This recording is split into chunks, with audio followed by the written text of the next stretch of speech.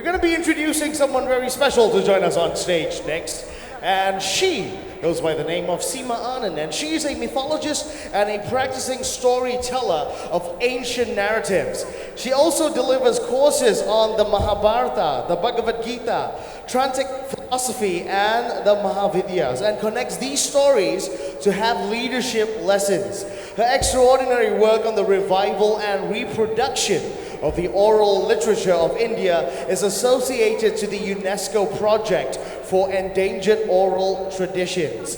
She conducts strategic leadership and management sessions within the corporate sector. My friends, please put your hands together, make some noise, and welcome Seema Anand!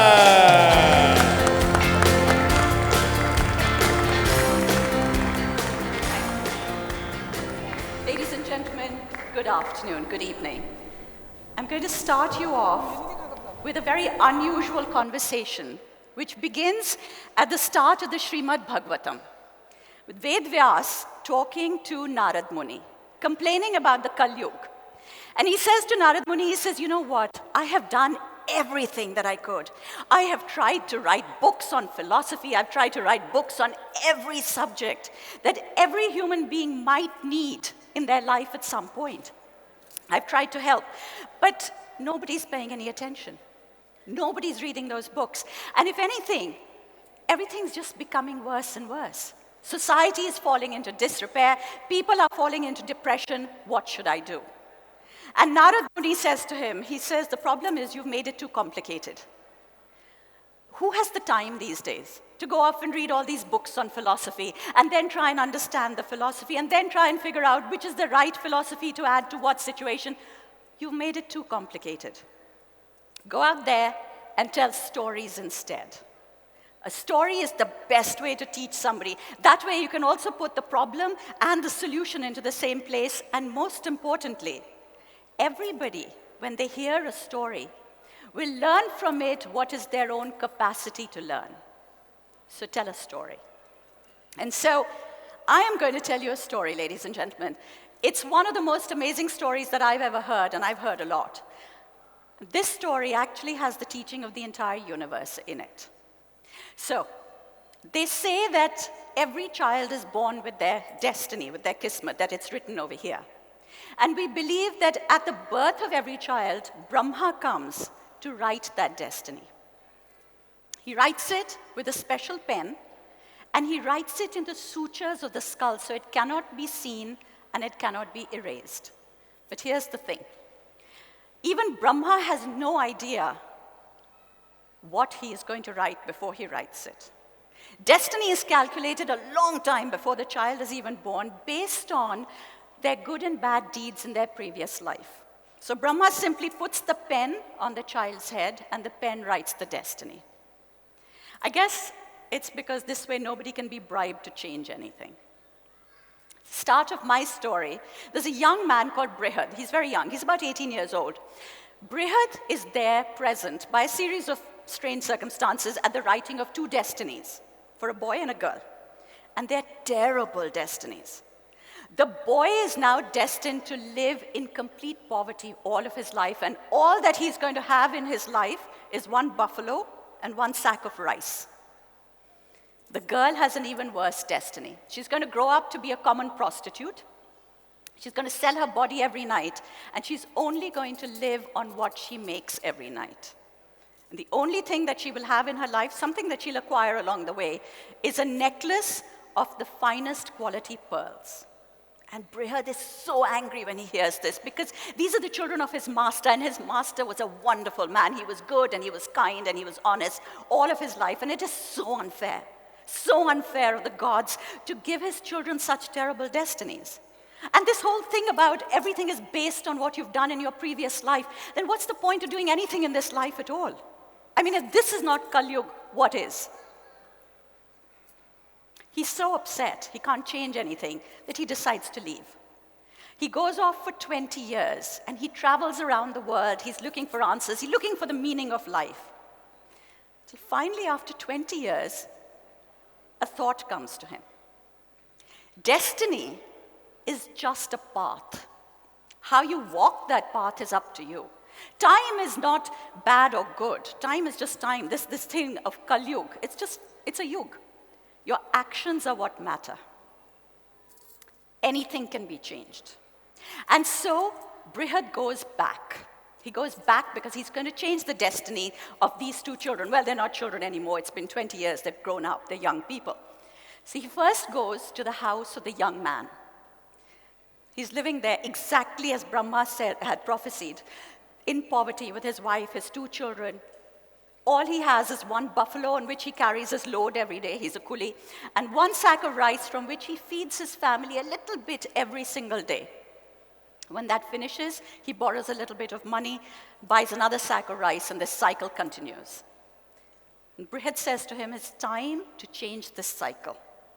Tomorrow, you're going to take this buffalo to the market, sell it, with it, buy food, mix it with the sack of rice, cook it, and feed everybody that you come across. Give it all away. He says, the gods have written that this is your destiny. You're always going to have this. So let's see what happens if you give it all away. Thing is, there's one thing only. You have to give it all away, because if you keep even a little bit of it, then destiny will think that you have what is owed to you and nothing will change.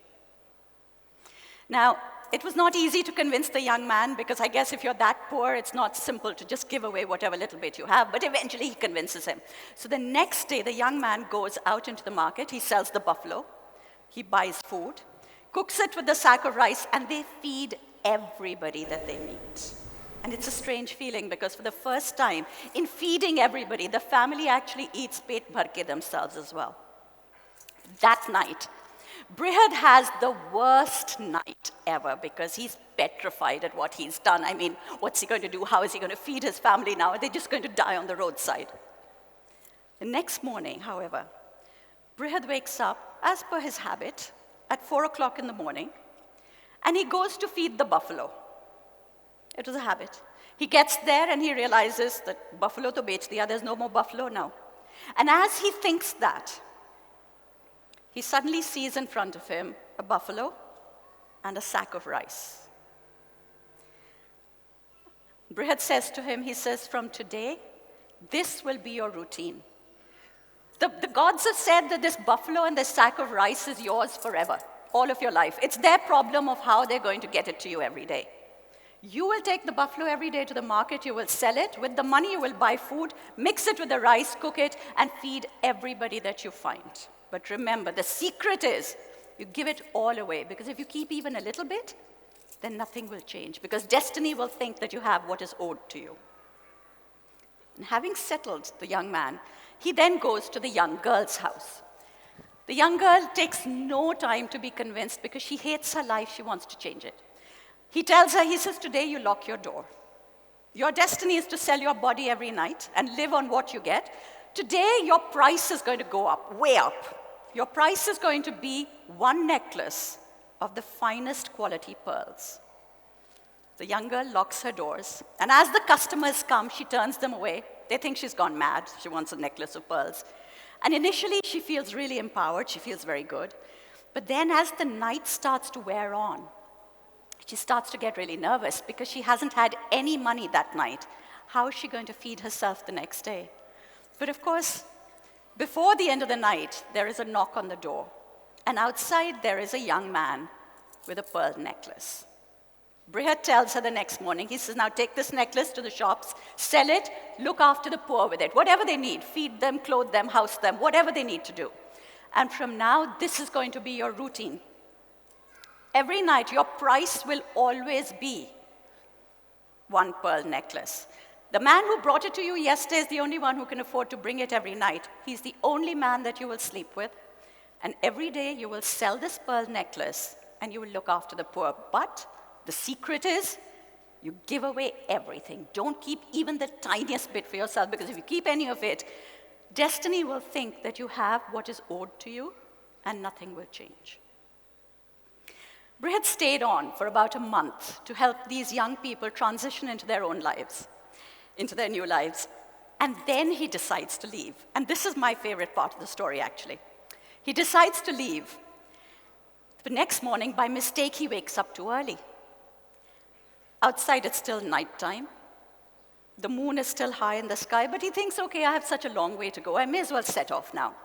So he starts off down the road, and as he starts off, he sees another man coming from the other side towards him. And this man is hunched over, under the weight of this sack of rice on his head.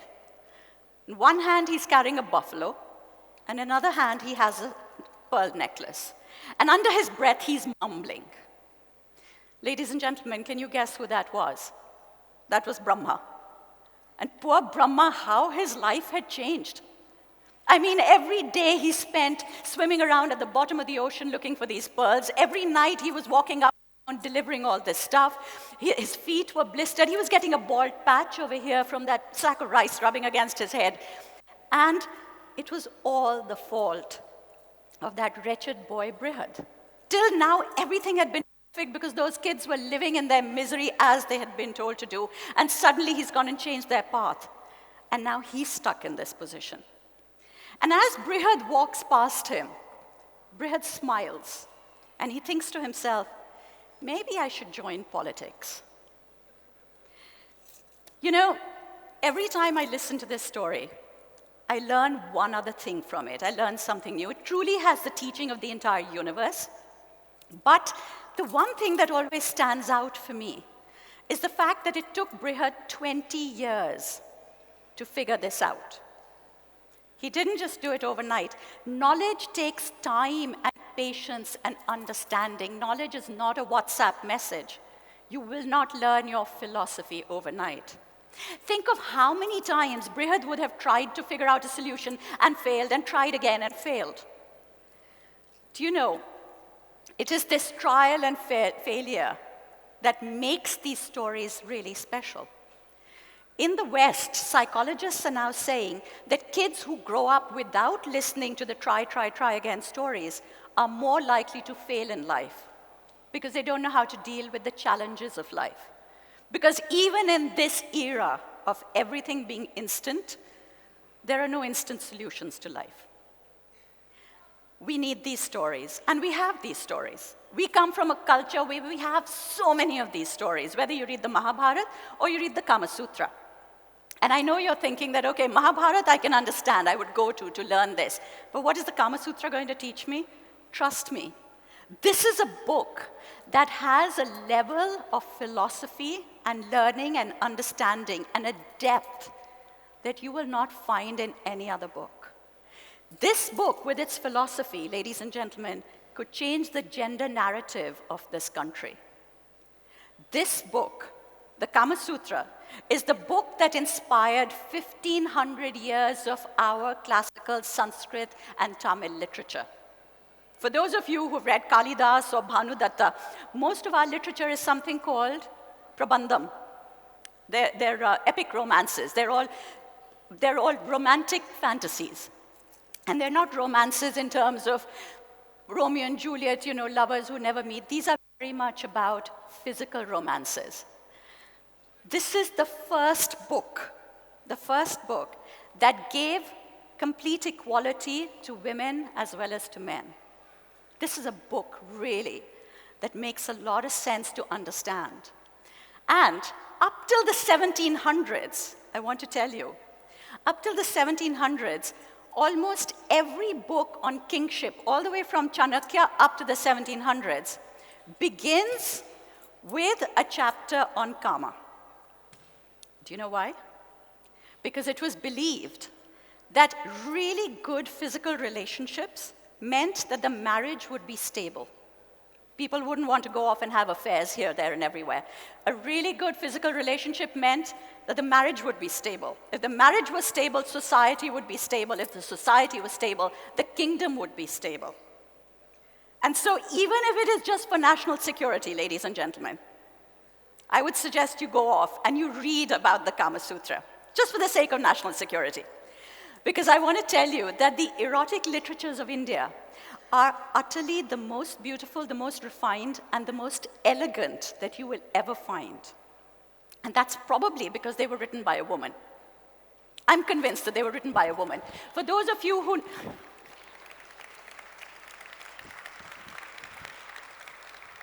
Thank you.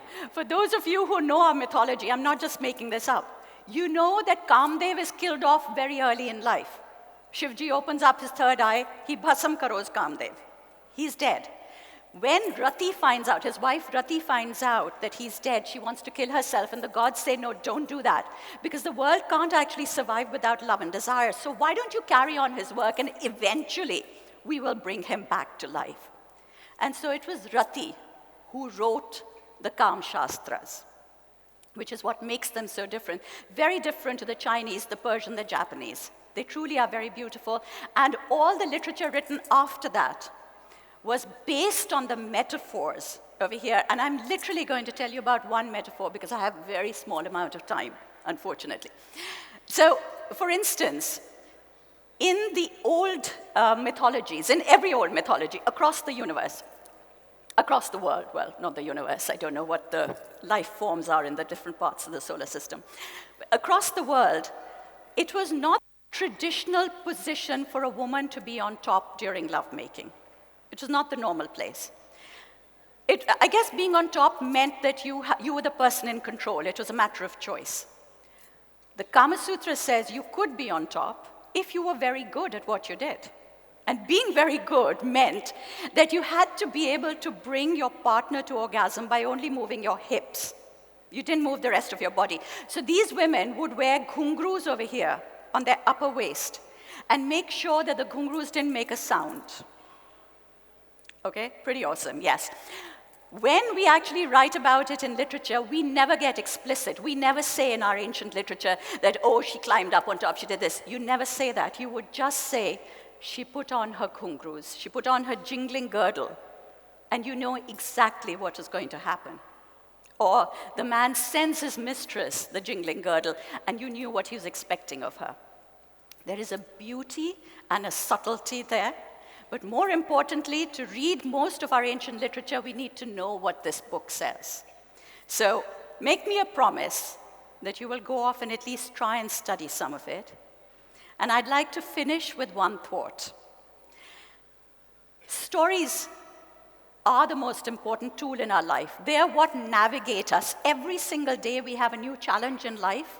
Every day we have to navigate this challenge. We use stories to do it. These are our sat-navs to get us through life. Stories define who you are. You tell stories of victimhood, you become a victim. You tell stories of empowerment, you feel like being stronger. And if you ever want to create change, real, substantial change, ladies and gentlemen, it is these stories that you have to change. Thank you.